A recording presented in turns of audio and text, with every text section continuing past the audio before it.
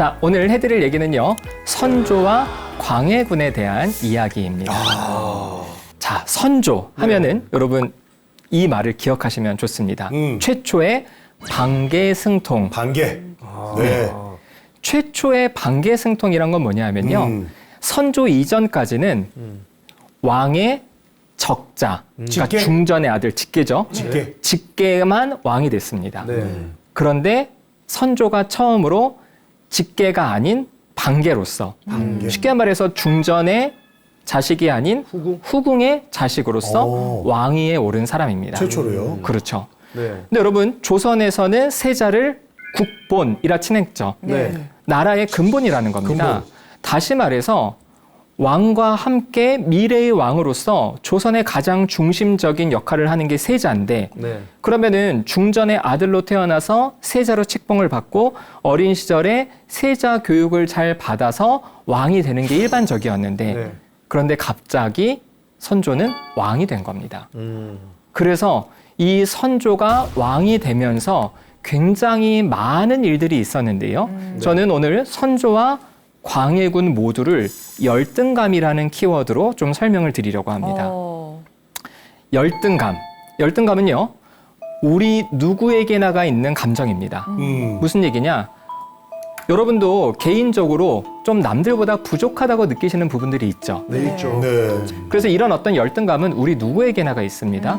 그런데 오늘 선조의 열등감은 네. 출신에 대한 열등감입니다. 출신. 자신이 그럴 직계가 아니라 반계다. 반계고, 반계. 자신은 세자 교육을 받지 못했고, 그래서 자신이 왕이 되었을 때 주변의 신하들이 굉장히 선조를 무시하고 우습게 생각했습니다. 그럴 수 있겠다. 예. 사실은 선조가 왜 이 왕이 됐는지를 말씀을 드리려면요, 네. 조선 역사 이야기를 간단하게만 제가 하겠습니다. 네. 자, 연산군이 반정으로 물러났죠. 네. 그래서 그 다음 왕은 연산군의 배다른 동생인 진성대군, 네. 우리가 중종이라고 하는 네. 그 왕이 그 다음 왕에 올랐습니다. 음. 그리고 중종은 그 아들 인종의 왕위를 물려주었고요. 그런데 인종은 자식이 없었습니다. 그래서 배다른 형제인 명종에게 자신의 왕위를 물려주었습니다. 그런데 명종은요, 자식이 있었습니다. 아들이. 근데 순애세자였는데 13살에 일찍 죽습니다. 그리고 나서는 더 이상 아들을 낳지 못했어요. 그런데 명종이 이제 나이가 들어서 병이 들어서 죽을 때가 됐을 때 후계자가 없으니까 사실은 조선 역사에서는 후계자가 누가 될 것이냐 가지고 엄청나게 많은 피바람이 불었었거든요. 그렇죠. 그래서 후계자를 정하는 문제에서 굉장히 모두가 곤두석에 도대체 우리 전하가 누구를 후계자로 지목할 거냐라고 했을 때 명종이 지목한 사람인 자신의 배다른 동생인 덕흥군, 덕흥군의 세 아들 중에 막내 아들인 하성군, 그러니까 자신의 조카입니다. 자신의 조카를 후계자로 지목했습니다. 사실은 덕흥군과 그리고 명종은 어머니가 달라요. 친어머니가. 배다른 동생이었지만 이 명종이 덕흥군을 굉장히 사랑해서 네. 궐 안으로 자꾸 오게 초대해서 아들들도 데리고 와라. 그래서 명종이 덕흥군과 3명의 조카를 보는 걸 굉장히 좋아했다고 합니다. 그런데 3명의 조카 중에서 막내인 하성군을 특별히 총애했다 그래요. 그래서 이 하성군을 자신의 후계자로 지목하게 됩니다. 아, 그게 선조예요? 맞습니다. 그러니까 이제 신하들 입장에서는요, 네. 자신들이 조정의 대신으로서 국사를 하기 위해서 궐 안에 들어왔을 때 궐 안에서 뛰어놀던 왕실 꼬마가 있었거든요. 네, 네. 야, 너 이름 뭐야? 그랬더니 저 하성군인데요. 야, 임마 뛰지 말고 이렇게 지냈던 꼬마가 갑자기 왕이 되버렸네. 왕이 된 거예요.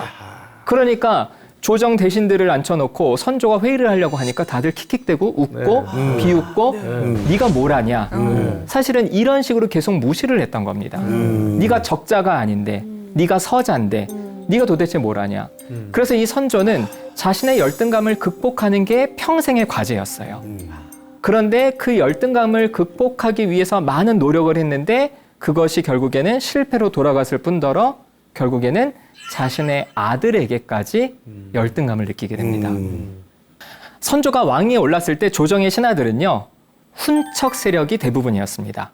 훈척, 공훈을 세운 사람들, 그리고 왕과 왕비의 친인척들, 이 사람들이 조정의 신하들이었어요. 그런데 이 사람들이 선조를 무시하고 선조도 이 사람들과 함께 국사를 도모하기에는 너무 자신에게 부족함이 느껴지니까 이 사람들 대신 지역에서 공부하던 사림 세력들을 궐 안으로 신하로 데리고 오게 됐습니다. 사실 여러분 조선은 성리학에 기반해서 세워진 나라잖아요. 그러니까 사림 세력들을 데려와서 이상국가, 이상적인 사회를 건설하는 것은 굉장히 합리적인 일이기도 했습니다. 그런데 이 사림 세력들이 들어와서 선조를 잘 보필해서 정사를 도모하는 게 아니라 자기네들끼리 갈등하기 시작하는 겁니다. 그래서 어떤 역사학자는 이렇게 얘기합니다. 선조가 사림들의 도움을 직접 받을 거라고 생각하진 않았을 거다. 왜냐하면 이미 사림 세력들 사이에서는 영남학파와 기호학파가 나뉘어져 있었기 때문에 사실은 이 사람들을 데리고 오면은 갈등할 걸 분명히 예상을 했을 거다. 그런데 아마 선조는 이 두 당파가 갈등을 하면서 자신이 그 사이에서 소위 말해서 줄타기를 하면서 자신의 뜻대로 이것들을 조정하려고 국사를 끌어가려고 그런 의도가 있었을 거다라고 해석하는 역사학자들이 있어요. 그러네요. 그래도 선조가 좀 똑똑하긴 하네요. 그렇죠. 선조가 사실은 좀 비상한 머리가 있습니다. 근데 문제는 자신의 계획대로 되지 않았어요. 아이고. 오히려 붕당 정치에 희생이 돼서 굉장히 일관되지 못한 어떤 결정들을 하고요. 굉장히 큰 실수들을 많이 했습니다. 자, 이 붕당이 나눠지게 된 계기 중에 하나가 이조전랑이라는 자리. 이거는 관직에 누구를 추천할 수 있는 그 추천하는 자리인데요. 인사. 그쵸. 인사권을 갖고 있는. 그러니까 인사권. 최종 결정은 왕이 하더라도. 근데 이조전랑 자리를 놓고 동인과 서인이 이제 싸웁니다. 그럼 여기서 동인과 서인 얘기를 간단히 좀 해드리면요. 서인은 기호학파입니다. 기호학파는 경기와 호서 지역을 이야기해요. 그리고 여기에 정신적인 스승은 율곡이입니다. 자, 동인은요, 영남학파입니다. 여기에 정신적인 스승은 퇴계 이황입니다. 그래서 대단하신 분 아니에요? 대단하신 분들이죠. 근데 이분들의 사상이 조금 다르고 이분들의 제자들이 서로 당파를 이루고 있었기 때문에 그렇게 이제 갈등을 한 거예요. 그러면서 이조전랑에 누구를 갖다가 앉힐 거냐를 놓고 이 두 당파가 갈등을 했는데요. 자, 이 과정에서 당파들이 계속 싸움을 하게 됐고 그런데 이것과 연관해서 나왔던 선조의 중요한 실수가 임진왜란을 제대로 준비하지 못한 겁니다. 당파 싸움하느라고? 그렇죠. 자, 도요토미 히데요시가 일본을 통일하고 이제 내적인 분열을 조금 극복하기 위해서 전쟁 준비를 한다라는 소문이 들렸던 거예요. 그러니까 신하들이 선조한테 전하, 우리가 일본에 통신사를 보내서 좀 직접 봐야 되지 않겠습니까? 그래서 선조가 3명의 통신사를 보냅니다. 통신정사, 통신부사, 그리고 서장관을 보내요. 그리고 얘기합니다. 너희들이 일본에 가서 직접 봐라. 보고 와라. 일본이 지금 어떤 상태인지를. 그래서 이 통신사가 갔다 와서 선조 앞에 보고를 합니다. 선조가 물었겠죠. 야, 니네들이 보기에는 도대체 저 외놈들이 뭘 하고 있는 것 같냐? 라고 했을 때 통신정사는 서인 사람입니다. 이렇게 얘기하는 거예요. 전하, 외놈들은 자신들이 무역을 하기 위해서 배를 만든다고 하지만 그 무역선이 무역을 위한 배가 아니라 전쟁을 위한 배입니다. 제대로 얘기했네. 제대로 봤어요. 그러니까 우리도 전쟁 준비를 해야 됩니다. 통신부사한테 얘기했어요. 야, 네 생각은 어떠냐? 전하, 저 사람들이 전쟁 준비를 한다고 단언할 수는 없습니다. 우리가 만약에 전쟁 준비를 저 사람들이 한다고 외놈들이 한다고 단언하고 우리가 대비를 하면 오히려 역으로 일어나지 않을 전쟁도 일어나게 할 수 있습니다. 그건 아닌데. 그러니까 우리는 더 기다려야 됩니다. 누굽니까, 그 놈? 가만 안 놔둔다네. 이 통신 부사는 동인이었습니다. 동인. 사실은 동인은 전쟁 준비하지 말자는 당파 의견이 있었고요. 서인은 전쟁 준비를 해야 된다는 의견이 있었어요. 여러분 율곡2의 10만 양병설 아시죠? 그렇죠. 거기서 이제 이게 그 당파의 여론이긴 합니다. 자, 근데 여기에서 한 명이 더 남았잖아요. 서장관. 물었어요, 선조가. 네 생각은 어떠하냐? 얘가 이제 말 잘해. 그런데 서장관은 정책. 동인입니다. 그런데도 어떻게 얘기를 했냐? 전하, 제가 보기에는 전쟁 준비를 하는 게 확실합니다. 그 사람이 됐네. 그 사람이 캐스팅 보드네. 그렇죠. 2대1 전쟁이 나네. 같은 동인인데도 당파의 의견을 따르지 않고 자신의 소신을 얘기합니다. 맞어. 그렇게 해야지. 여러분이 선조면은 어떻게 결정하겠습니까? 야, 전쟁이 나네. 빨리 준비해. 그런데 선조는 니네 얘기 들었어. 내가 결정할게. 전쟁 준비 안 해. 어머. 끝. 왜 일부러 왜 그런 거예요? 귀찮아서 그랬나? 왜 예비군이 많았나? 그 이유가 일락이 세자 책봉과 연관이 있습니다. 세자 책봉이요? 왜요? 자, 여러분, 선조는 자신의 출신에 대한 열등감이 컸어요. 네. 자신이 직계가 아니라 반계고 적자가 아니라 서자라는 그 서러움이 커서 보통 부모들이 자신이 열등감이 있으면 자식은 그런 열등감이 없도록 만들어주려고 노력합니다. 그렇게 하죠. 그렇죠. 그래서 우리 애 엄청 우유 먹습니다 지금. 그 뭔 상관이에요? 자고 일날 때마다 키 크라고. 아. 우유만 먹어. 물이 없어 집에. 아니 뭐 어디다 책봉하려고 그래요? 예, 우유 책봉하려고 그런 거야? 자, 그런데 선조의 아내가 의인왕후 박씨였는데 네. 이 중전은 아이를 낳지 못하는 사람이었어요. 애를 못 낳아. 딸도 못 낳습니다. 참네. 그런데 후궁들은 아들들을 많이 낳았어요. 너무 잘났다. 후궁들이 또 잘 그래요. 그러니까 서인 사람들은요, 네. 선조한테 얘기했습니다. 전하, 중전이 아이를 못 낳는 성녀니까 네. 후궁의 자식들 중에서 세자로 책봉하시죠. 그럼 하면 되지. 그리고 서인들이 지지했던 사람, 그리고 서인뿐만 아니라 많은 사람들이 왕이 될 수 있는 그릇이다라고 생각했던 사람은 광해군입니다. 광해군이죠. 강행을 했잖아요 그런 것도. 근데 문제는 선조가 그 얘기를 어떻게 들었겠습니까? 선조는 약 올린다. 야, 너네 지금 나 지금 반계라고 너네 지금 내 자식도 반계 너네 이렇게 얘기하는 거야? 너 내가 서자라고 내가 적자 못 이렇게 얘기하는 거야? 이렇게 받아들이니까 열등의식 때문에. 열등의식 때문에 그러네. 그렇죠. 열등감 때문에 이 선조는 이 의견을 받아들이지 못하는 거예요. 그런데 서인들이 되게 강력하게 광해군 세자 책봉을 주장했거든요. 선조가 마음이 돌아선 겁니다. 그러니까 서인들의 당론, 전쟁 준비를 해야 된다. 네. 이 의견을 무시한 거예요. 그리고 동인들의 의견을 받아들인 겁니다. 그런데 전쟁 준비하지 않는다라고 결정했는데 불과 얼마 후에 전쟁이 터졌죠. 금방 났죠. 그렇죠? 네. 전쟁이 터지니까 도망갈라 했잖아요. 그렇죠. 외놈들이 밑에서 올라오고 14일 만에 충주가 함락됩니다. 네. 여러분 생각해 보세요. 저 부산 쪽에서 남해에서 올라오는데 14일에 충주가 함락됐다는 거는 네. 제대로 된 전쟁도 안 하고 그냥 계속 그냥 거죠. 무너진 거예요. 그냥 문 열어준 거예요. 그렇죠. 그러니까 선조가 무서운 겁니다. 네. 그러니까 어떻게 도망가잖아요, 했냐. 그래서. 신하들을 불러놓고 야 일로 와봐라. 그래 니네들 광해 세자 책봉하자 그랬지. 그래 알았다. 광해 네 세자야. 알았지?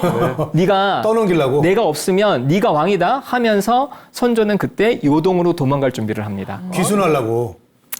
그러니까 선조는 자신의 출신에 대한 열등감을 극복하기 위해서 사림들을 데리고 왔는데 당파 싸움을 얘네들이 하죠. 그리고 전쟁 준비 고민해서 안 하기로 했는데 전쟁 터지죠. 나버렸죠. 그리고 세자 책봉 안 한다 그랬는데 했지. 전쟁 터지자마자 하죠. 그러니까 선조 체면이 말이 아닌 땅에 겁니다. 떨어졌네요. 그렇죠. 아유. 그래서 선조는 열등감을 극복하려고 굉장히 애쓰고 노력했지만 사실은 그 능력도 제대로 펼치지 못한 오히려 결정한 것마다 오히려 안 좋은 결과를 악수가 초래한 돼버렸죠. 네. 바로 그런 과정이 바로 선조의 행동들입니다. 자, 그런데 광해가 진짜 제대로 된 준비된 사람은 맞았어요.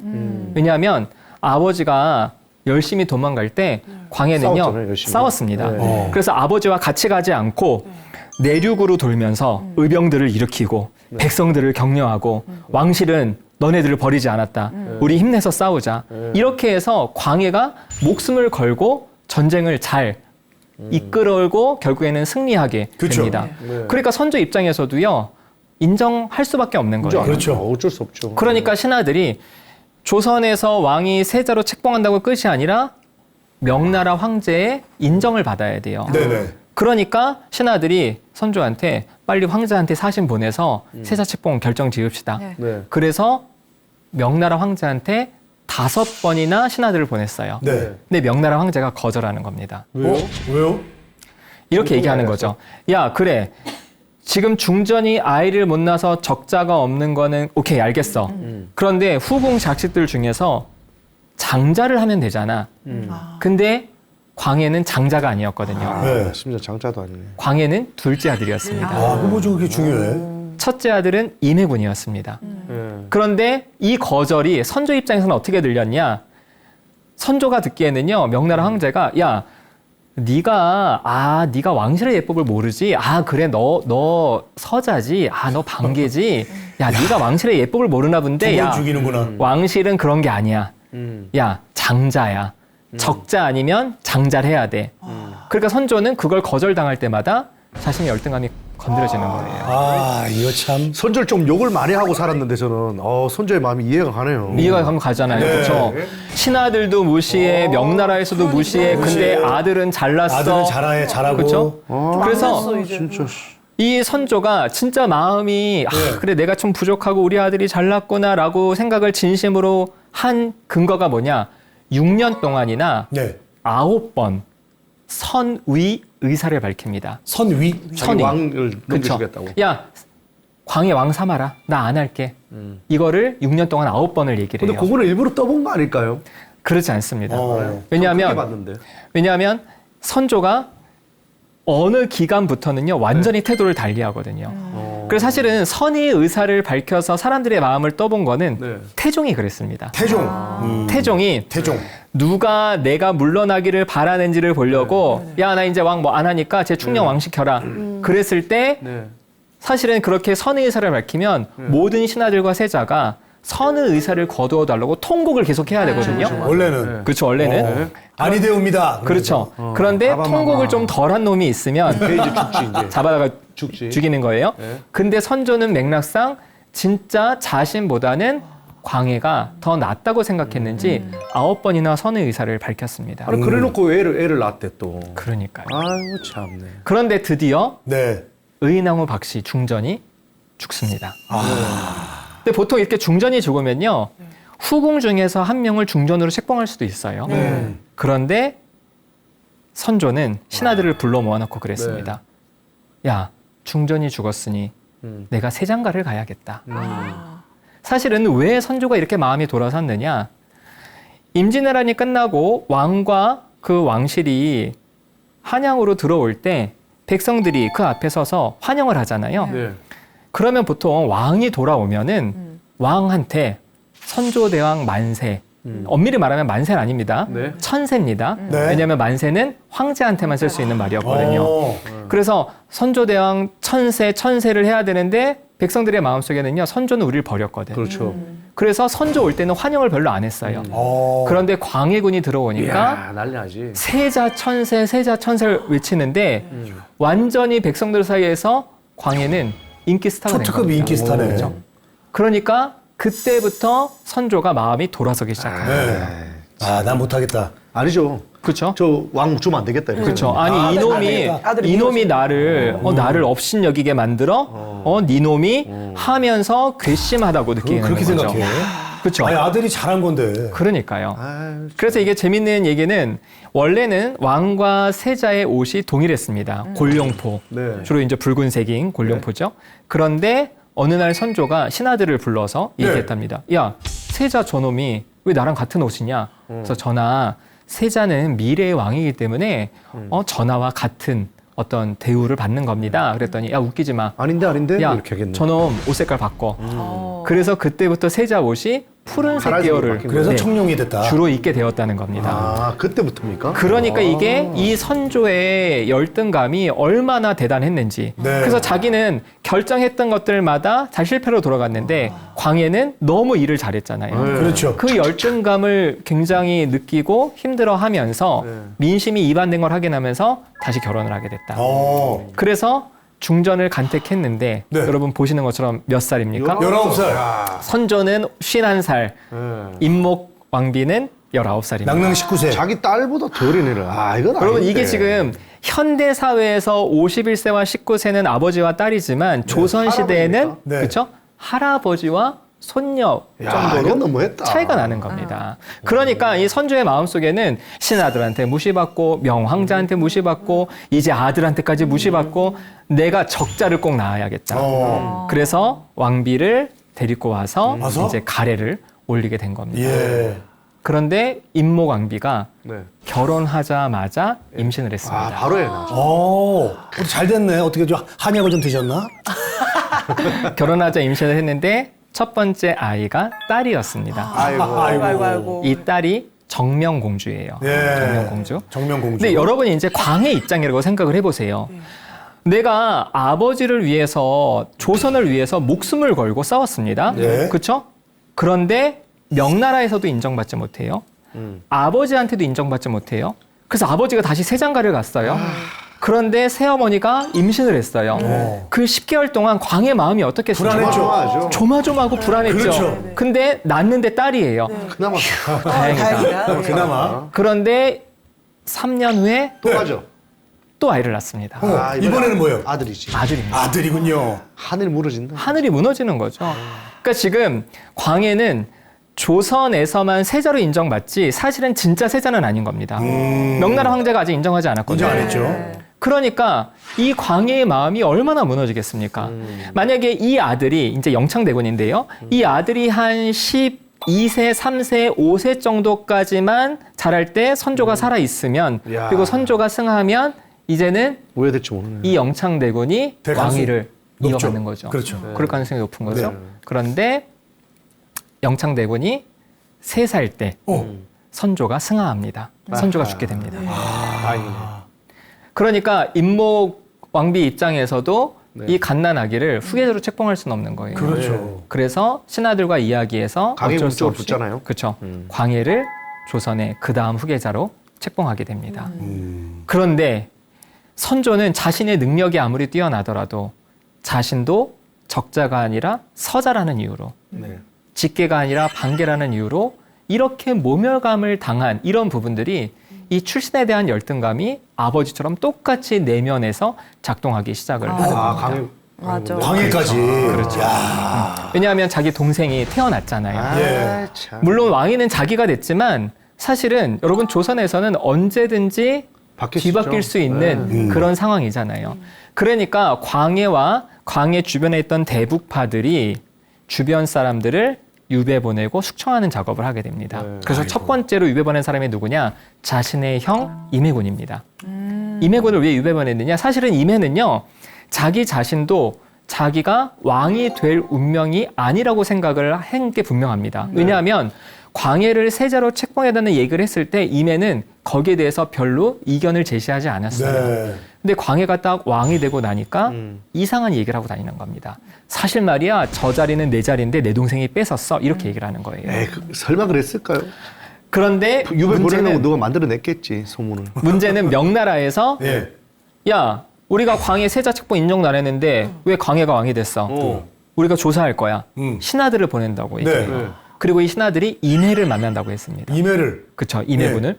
그러니까 임해군이 거기에서 맞다고 원래 내 자리인데 뺐었다고? 뺏었다고 이렇게 얘기를 해버리면 완전히 지금 조선 역사가 다시 뒤바뀔 수 있는 거예요. 그렇죠, 그렇죠. 그러니까 광해와 대북파가 안 되겠다. 안 되겠다. 임해를 유배 보냈습니다. 아, 수사하기 전에. 그렇죠. 유배 보내고 명나라 사신들에게 잘 설명을 해서 이 일을 무마시켰어요. 자 그리고 또 두 번째로 유배 보낸 사람이 누구냐? 누구죠? 능창입니다. 능창? 능창군. 자 능창군은 누구냐 하면요. 네. 광해군의 이복 동생 중에 신성군이라는 친구가 있어요. 네. 그런데 이 신성군은 광해군 못지않게 똑똑했던 친구입니다. 네. 그래서 사람들이 광해가 아니면 신성군이 왕이 돼야 된다라고 얘기를 했는데요. 왕이 될 상이다. 그렇죠. 근데 이 신성군은 오래 살지 못했어요. 근데 신성군의 양자가 능창입니다.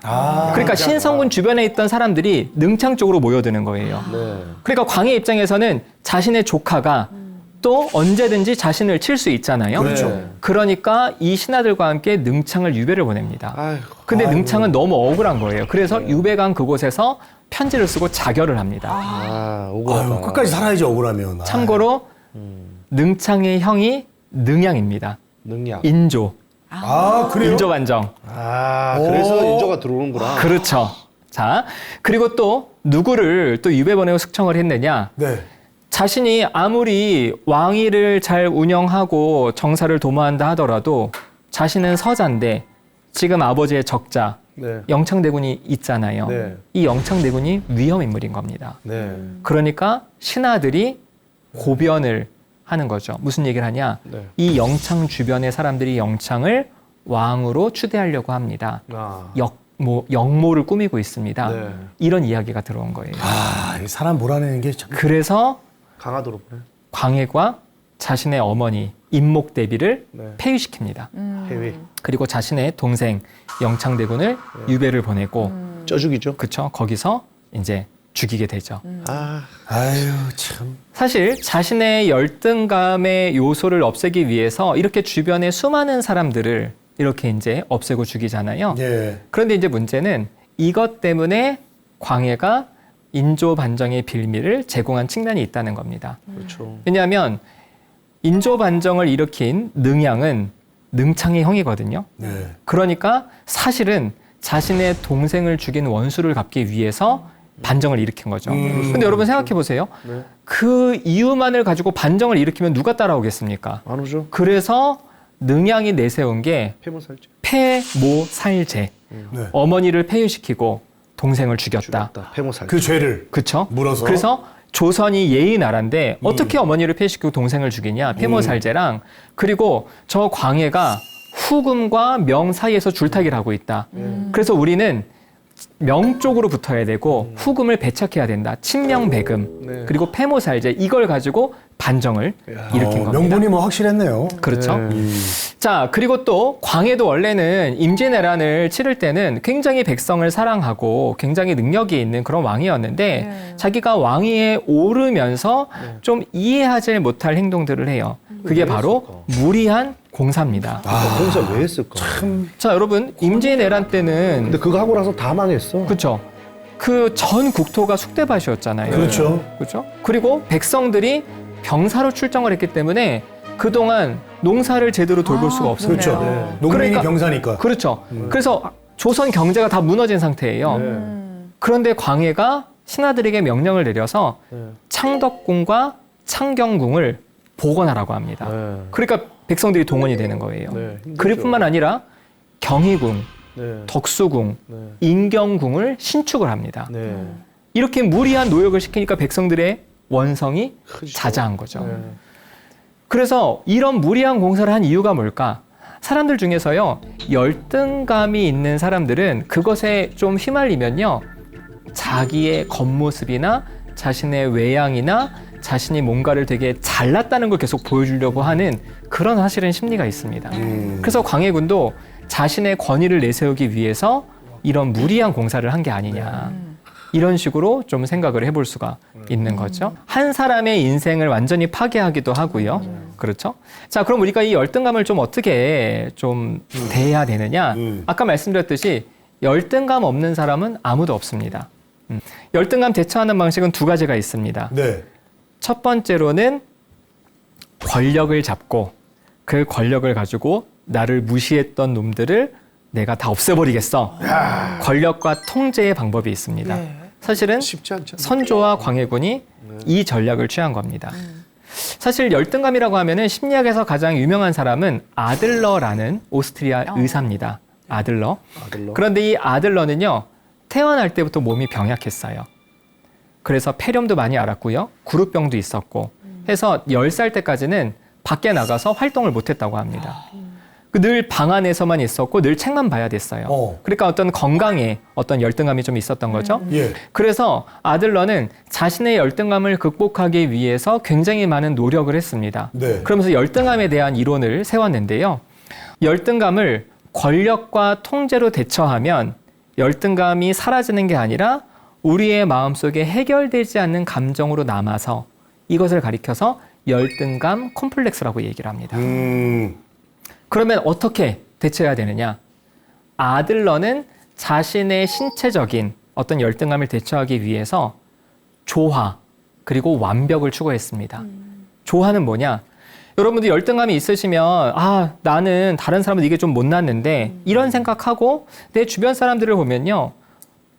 내가 잘하는 부분에서는 또 누가 또 못할 수 있잖아요. 네. 그럼 그 사람을 볼 때 그 사람이 또 이해가 되기도 하잖아요. 네. 그래서 조화를 추구하면 자신보다 좀 힘든 사람들을 북돋아주고 그 사람들에게 격려해주고 이런 조화로운 마음을 가지고서도 열등감을 대처할 수 있다는 겁니다. 그리고 또 자기가 뭔가 부족하잖아요. 그런 부족한 부분을 보완하기 위해서 다른 부분에서 열심히 어떤 성과를 이루면 되는 거예요. 맞아요. 그래서 아들러는 열심히 공부를 해서 당시 세계 최고의 의과대학인 비엔나 의과대학에 들어갔어요. 와. 그리고 굉장히 유명한 의사이자 심리학자가 됐던 거죠. 아. 그래서 조화와 완벽을 추구하면은 결국에는 사람들과 잘 어울리는 건강한 성격이 되기도 하고요. 그게 또 제가 산 적인 아닙니까? 키 그렇죠. 작은 거에 열등의식을 개그로 승화시키면 그렇죠. 사람들이 막 웃기 시작하면서 지금 키 작은 게 너무 고맙다. 그렇죠. 키가 컸으면 이도 저도 아닌 개그맨 될 뻔했는데 너무 감사하게 생각합니다. 지금 이 시대의 아들로. 네. 대한민국의 아들로 살겠습니다. 아들입니다. 저는 대한민국의 아들. 그래서 자신에게 있는 열등감 자체를 없애려고 하지 마라.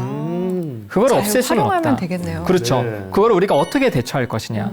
내가 나를 무시하던 놈들을 내가 복수를 해주겠어. 그래서 때로는 좀 이렇게 경제적으로 어려워서 좀 이렇게 사람들한테 무시당했던 이 경제적인 부분에 있어 열등감 느꼈던 사람이 이거를 극복해서 돈을 많이 벌잖아요. 근데 이 돈을 많이 벌어서 권력과 통제로 가면요. 자기가 나중에 돈이 많지만 돈 없는 사람들을 굉장히 무시하고 내가 옛날에 돈 없을 때 나를 무시했던 놈들에게 복수를 해주고 그럼 사실은 그 사람은 평생 열등감에 휘둘리는 사람이에요. 근데 내가 옛날에 돈이 없었는데 내가 너무 무시를 당했어. 근데 내가 지금 열심히 돈을 벌었어. 그런데 지금 돈 없는 사람 보니까 내가 도와주고 싶어. 도와주더라고요. 도와줘야지. 그런 그 사람을 분들도 또 도와주는 거죠. 많이 계시더라고요. 야, 그게 제대로 된 거죠. 그러면서 자신의 부족한 부분을 개발하기 위해서 남들이 생각하지 못하는 남들이 잘 알지 못하는 부분으로 이것을 발전시킬 수 있는 거죠.